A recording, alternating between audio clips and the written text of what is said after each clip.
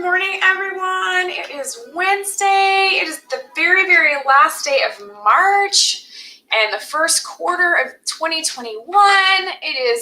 This year is just flying by. I am wearing my design hacking t-shirt today. I don't normally wear high neck t-shirts because I have a big chest and they don't look that great on me. Let's just say that. I'm just going to say that really nice word. They don't look that great on me. However, I'm wearing my design hacking t-shirt today because I am being interviewed by the one and only Catherine Jones, founder, owner of ClickFunnels Design School and design hacker at 4:30 today. So I'm wearing the t-shirt, so I'll be ready for my interview with Catherine later, and I won't have to remember at the last minute to change shirts. So I'm just having to deal with the high neck vibe today, which I want you to tell you, it makes me feel really awkward, but it's okay. So I've explained my high neck and my discomfort with high neck t-shirts and why I'm wearing it. So let me jump into what I actually am making this live about today. And that is the topic of I'm fine, it's them, that's the problem. And I hear this a lot of times with my clients, and it used to be something that very much came out of my mouth too. I'm fine, it's them that are causing me the problem. If my spouse would just stop doing this, or my kid would stop doing that, or my boss would just stop doing this, then I would be good. Because it's not me, it's them. I'm fine, right? It's just them doing this that is driving me crazy. And so many of us, that's how we're raised to think, right? I'm good in my little bubble, and it's you out there that's making me crazy. Or I would have made it to work on time, but these 8 million stoplights between my house and my office were all red, and I had to wait at every single one of them. And then there was somebody blocking the intersection. It's them, right? I left my house on time. It's them. It's not me, right? But when you live from that place that it's not me, it's them, you totally give all your power away. You have no power, zero power if you are giving it to your boss, your spouse, your kids, your dog, the stoplights, the police officer on the side of the highway with his little radar gun. You are literally giving your power for your life to everyone outside of you. And so if you choose to live from that place, you will constantly be the victim of outside circumstances. You will find something to upset you daily, if not hourly, if not multiple times in an hour.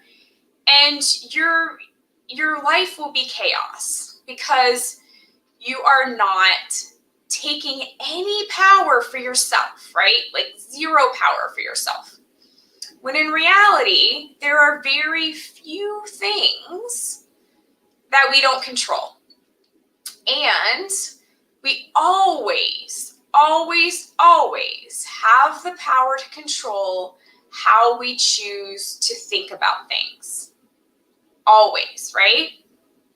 So I'll give you an example that happened a couple of days ago. So anybody who follows me, especially on my Facebook stories or Instagram stories, knows that I am typically posting about cooking dinner at about 8:30 or 9 p.m. Eastern, where I live. The reason we eat so late is that my darling sweetheart owns a trucking and freight logistics company, and his customers often decide what they absolutely need done tomorrow late in the afternoon. And so he has all these trucks that he runs, and he has to put these things together, all these loads together as a puzzle, the best load for this guy to go. And he tries to make it so that they can bring a load back and end their day as close to home as possible because his guys run local. And then he's got paperwork, and he's got to send everybody their stuff for the next day. So that oftentimes means that at 8:30, 8:45, he's still working. And so we are eating very late, right? So we ate very late the other night, and he had gotten an email to pay a bill for his son, and it was like the healthcare marketplace thing, and his son's in college, and we set up the login so his son wouldn't have to worry about it, because parents like to spare their kids drama, right?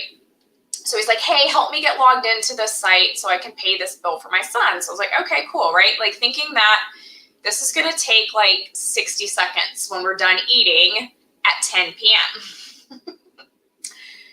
But Blue Cross Blue Shield's website was not cooperating. We had the login information. We were typing it in. It was giving us a random error, like all this stuff. And like, I'm the tech person. My darling sweetheart is 20 years older than me, and like, tech is not his thing. Like, logging into websites can be a challenge for him, right? Like, he wants me to help him. So tech's not his thing. And so I often get frustrated when websites when I have all the login information and things aren't working and there's stupid errors because they're overwhelmed because of the marketplace or whatever it is and things don't work right. But because I have completely evolved how I handle things, I stayed calm about it, but I was just like, ugh, this is really annoying. Well, my sweetheart internalizes me being annoyed with Blue Cross Blue Shield's website as I don't want to help him. And I don't want to help his son. And so he gets all spun up. And I recognize him getting all spun up. And then he accuses me of getting like, and I'm just like, babe, I was like calm. I was just like, oh, this is frustrating. This isn't working. And you internalized it, right? So he started to get snippy with me. And I could have said, okay, I could have let that spin me up into this, he's got a problem. Why am I with this guy? He can't even handle me just not being excited about this website not working for 45 minutes. Like, I could have made it mean, like, there's this big problem and I'm like, not even with him. Like, what am I even doing? And I just I recognize the pattern of how he internalizes things and he feels like he's being a burden. And I realize he's just having a moment. Like, it's okay, right? Like, it's okay. I'm just going to support him with this. Like, this isn't even a problem, right? It's not a problem even for him. Like, once he just gets through it, this isn't even a problem, right? Like, I don't need to turn this into anything. And because I didn't turn it into anything and I didn't make it mean anything, like, the situation just dissolved and he apologized and he hugged me and everything was fine, right? But if I had determined that he had a problem and I was fine and I was just helping him and he's the one who has a problem because he should just figure out how to use websites himself and blah, blah, blah, blah, blah, I could have turned it into this big drama that could have ended with me kicking him out of the house, right? Get out of my house. But I didn't. So it's I realized not only am I fine, but he's also fine. It's not a problem. It's not a problem at all. So when you're saying, well, I'm fine, but it's them, you're saying that they're a problem. But if you're just they're not a problem at all either. They're just processing some emotions and going through some drama, and that's okay. We'll let them process their drama and then they'll chill out, right?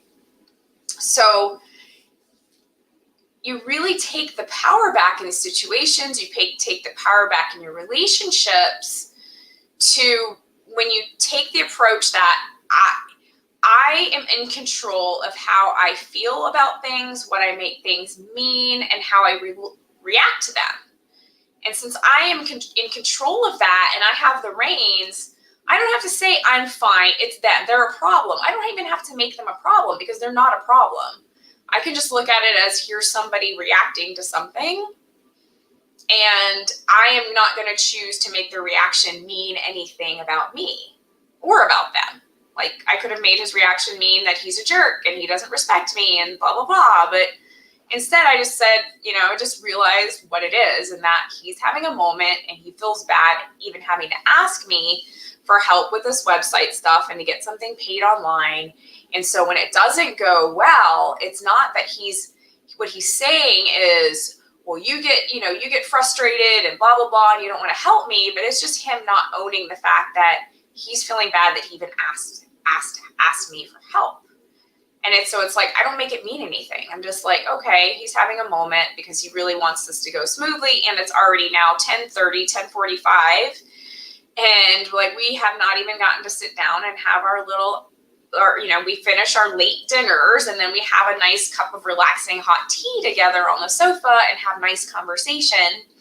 And he's just having a moment because something that should have taken like 2 minutes max is now taken 45 minutes, and it's still not done.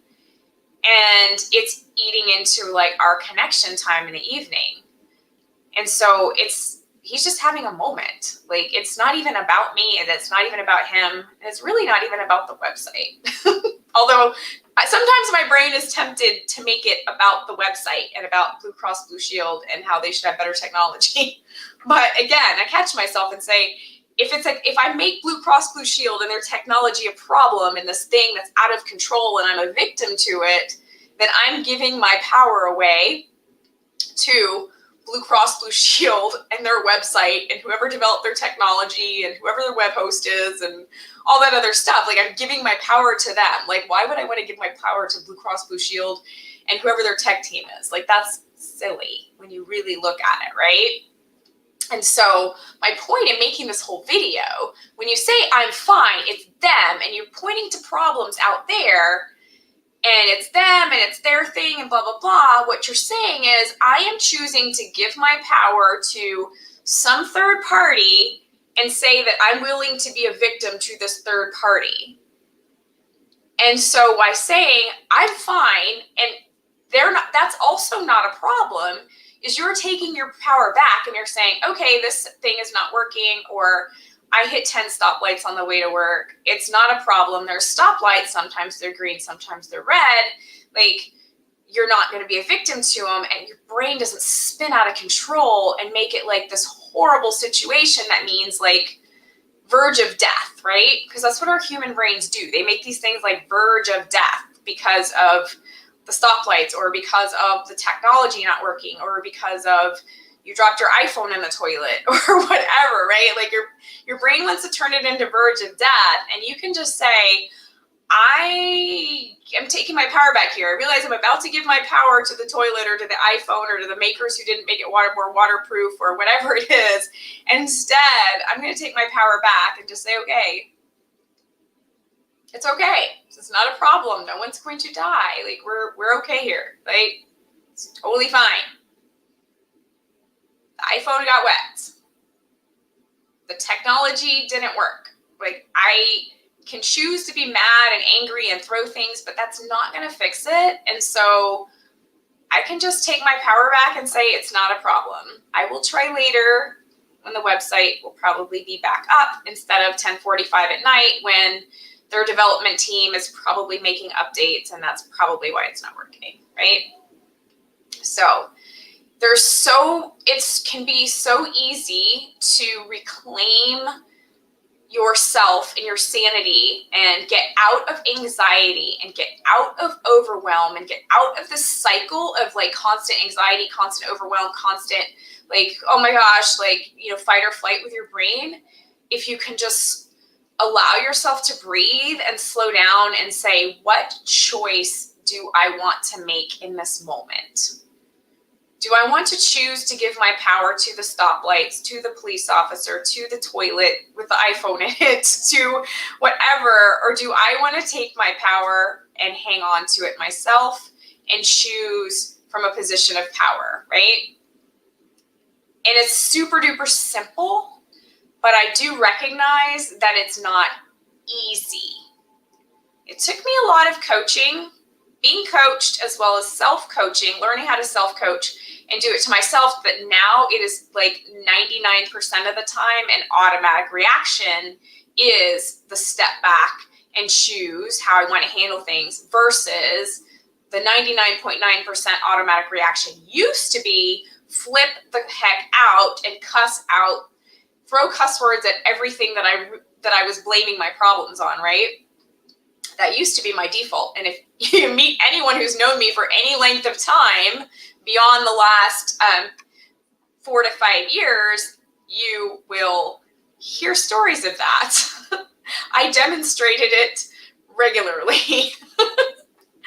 But I am so much happier now to have the power and not be in constant reaction and a constant victim to whatever the outside world, throws at me that my brain wants to decide should not have happened, right? So it's a powerful process. It doesn't take as long as you think to make it happen, but it is so simple and so easy, and you can completely free yourself from anxiety and overwhelm. And this works for adults, it works for children, it works for teenagers, it works for people over 65. It just works. So if you're ready to fix anxiety and overwhelm for yourself and your teen, your young adult, or someone else in your family, I can help you with that. I have a process that I take people through, and it will completely change your life. So if that is something that interests you, or you're just slightly curious about, DM me for info, and I will be happy to provide that to you, and we can get on a call and talk further if it makes sense. So I wish you an amazing rest of your Wednesday. I hope you catch my interview with Catherine Jones. I'm not sure if it's going to be in her group or if she's pre-recording and editing it. I'm not sure exactly, but I will let you know. And I wish you amazing rest of your Wednesday, and we will talk soon. Don't forget, DM me if you want some more information, and I'll be happy to give it to you. Have a great one.